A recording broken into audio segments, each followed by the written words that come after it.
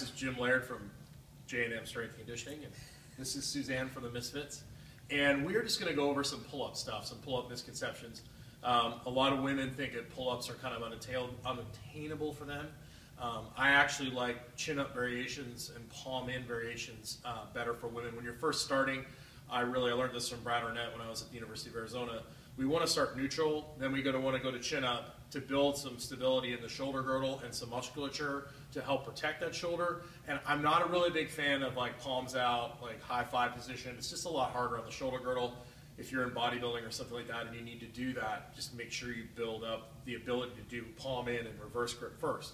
One of the big problems we see is that getting the shoulder into the right position. So most people will do the chin up. You'll see women, they'll do a chin up and they'll actually do it, and then they'll be here. They'll be here. They won't have their chest open up. They won't have their shoulders in the socket. So it kind of leads to increasing that dysfunction of like really tight through the pecs and really tight through here, because that shoulder will go forward in the socket. And the other thing that we'll see is women will do a pull-up, or men too, is they're here and they'll hyperextend their back. They'll get the rib cage up in order to get up, instead of being able to get their scapula down and their elbows by their side and get all the way up without going into extension. So, the last thing we want to do is shear our spine every time we do a chin-up.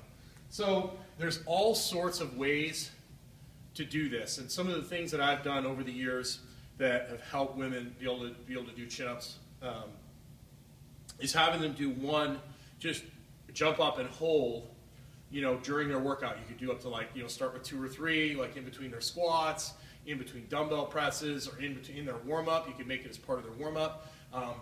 Also using resistance bands.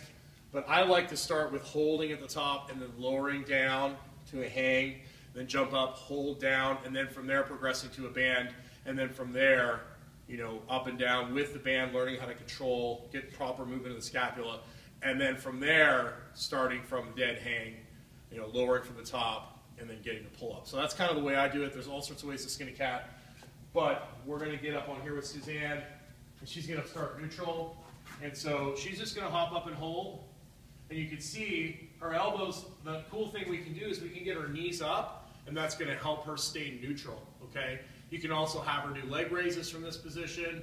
Getting the legs straight is actually a lot harder, okay? But you can see her shoulder is, come on down, you're cool. You can see her shoulder is in the socket. She's not here. She's opened up, and her rib cage, her spine is neutral. So what we can do is she can hop up and she can hold, and then the next progression from there would be hop up, hold, and we'll lower all the way down. Just like that, nice big stretch, lower, and then reset the feet, hop back up, okay? Just like that. That's one of the ways I like to build that ability to control the motion on the way down. And then from there, we can add a band from there. So that's just kind of a way to get you started on that.